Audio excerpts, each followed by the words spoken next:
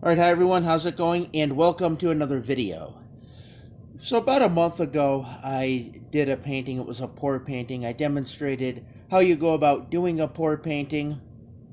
And what I want to do now is I want to do a varnish, show how you would varnish a painting. So I'm going to varnish a different painting than the one that I had poured last.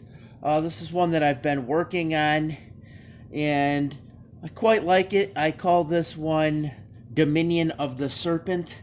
As you can see, it has like a serpent coming down. There's a guy like a warrior, and then you have like colors. I really wanted to make this one more psychedelic in terms of like shapes and stuff. You'll see a lot of people do psychedelic paintings. They'll have this kind of like geometric shapes and things. So I wanted to add that to one of my paintings because I hadn't really done a whole lot of that yet. And he had the kind of a formation here, almost like some kind of strange looking rock. This happened when I did the pour, and I really liked that. So I decided to kind of go with the theme, kind of add mushrooms, make it kind of green, almost like, possibly cave like. Although with my paintings, I don't actually say what they are, but, I call this one Dominion of the Serpent. But yeah, I don't really give out exactly where it is. It could be subterranean, it could be another world. I don't give all those details out. I like to keep it esoteric. I like to leave it to the person looking at it. So, what I'm going to do is varnish. Now, if you could take a look at, there's a painting right next to it. And this painting that's right next to it, I did a while back, and I varnished it. Now, I want to show this, and I want to show both of these if I can, because this is what a painting looks like that has not been varnished. The one with the snake. This has not been varnished. This, however, has, and you could clearly see the difference.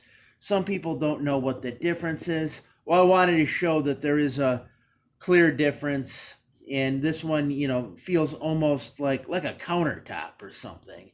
Now, I varnished this probably more times than I think you should, but it does have that feeling of a countertop. Now, one thing I did is when I was varnishing this, I did kind of at one point put too much varnish over these mountains, and I got this like real, when it dried, it was all white and, really like plasticky kind of, and all you saw was this like big white kind of like bubble type thing. So I didn't know what to do. I was able to cut it out, but then I had a big hole in the varnish. So what I then did was I took some more varnish, filled in the hole, and then painted over and, repainted the mountains again. And when I did that, it really kind of created this like almost 3D effect because I painted on top of varnish like that. So you could see these mountains look like they're coming out more. These over here look like they're more in the distance. So, yeah, it's sort of a blessing in disguise because I do like that effect. But yeah, this is another painting, one that I've done that I'm calling Infinity's End. As you can see, it's like a wizard battling a dragon. You have these swirly ball things with trees on them. And then over here, there's some type of, over here like a sun, although I don't actually say what it is, but I kind of always thought of it as like a sun. And then here you have like an entity, like some sort of an entity. And again, I like to keep it esoteric, not saying exactly what's going on here. But, okay, so now varnish time. Now, one question that always comes up, one question people always ask is, do I need to varnish a painting? And the simple answer to that is no, you do not. You do not need to varnish a painting. Some of my paintings I did not varnish. However, I find that when you do varnish, especially a pour painting, because when you'll do a pour painting, it'll darken a bit. And then when you put the varnish on it, the varnish will brighten it up a bit. So that's why I have been varnishing more of my paintings as of late, because it does bring out the colors, really makes the colors pop more. Now, there's different kinds of varnish you could use. There's gloss varnish, satin varnish. You'll hear about matte varnish. I haven't used matte varnish, but I have used gloss, and I've also used satin. Now, it's a matter of preference as to what you want. Some people prefer satin varnish because it has less glare.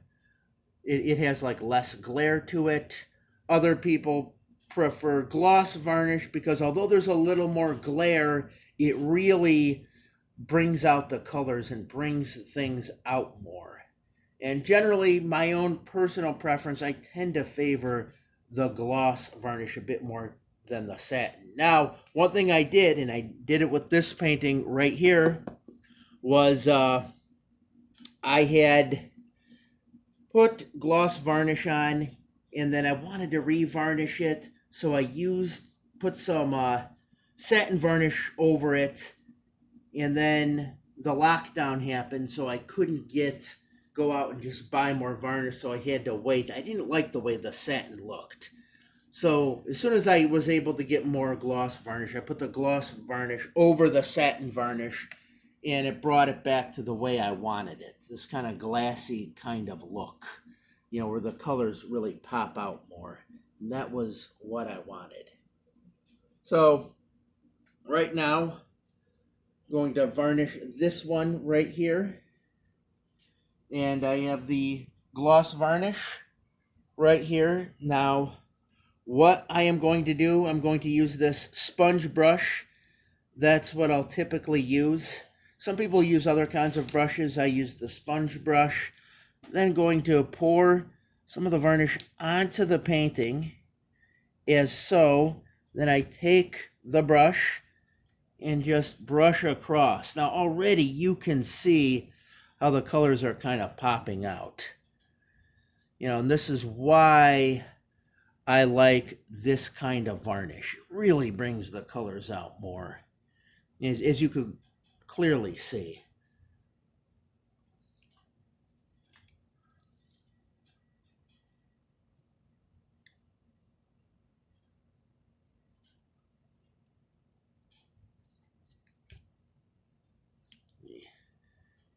Just kind of get the whole thing kind of starting at one end and go to the other.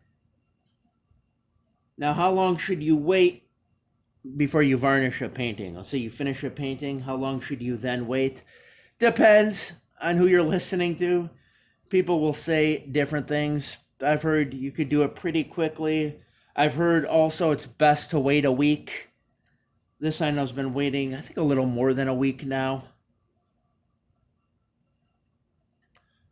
So yeah, I myself kind of liking how it's really bringing out the color. And this is why, again, this is why I'm an advocate of the gloss varnish.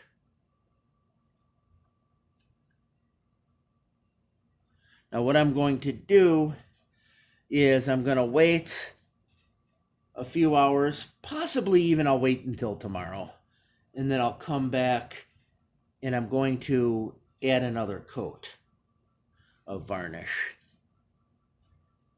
Here I added a lot of coats. I don't think it ruined the painting with this one over here, but I don't think you need too many coats. They say with acrylic paint 2 or 3. I would say kind of, use your own discretion on that, kind of see if you need more or not. But like I said, I am seeing right now and kind of liking the effect it's having. It's really brightening it up more. And that's how it is with pour paintings a lot of times. They do go dark, and then you kind of need this gloss varnish to bring back the colors. Now, there's other benefits that the varnish will have. One benefit that it has that I like quite a bit is it does work to preserve the painting. It'll keep dirt off, it'll keep dust off. You can wipe it down. it will do that.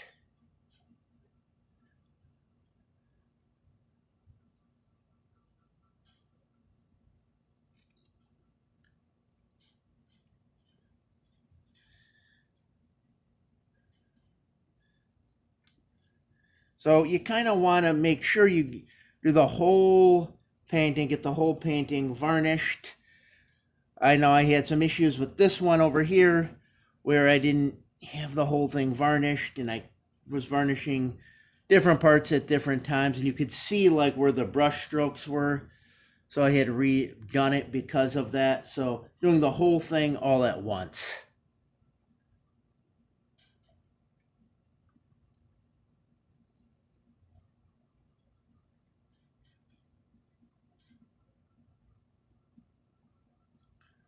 Okay, so that is how you want to varnish a painting. Make sure to cover the whole surface of the painting. Make sure you get everything. And actually kind of want to see a couple spots I want to go over. Yeah, you do want to make sure you get everything.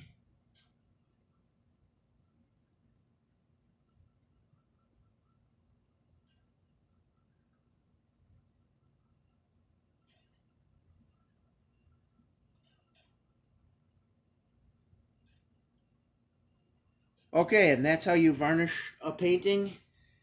If you've watched this video, as always, I thank you for watching and stay safe out there.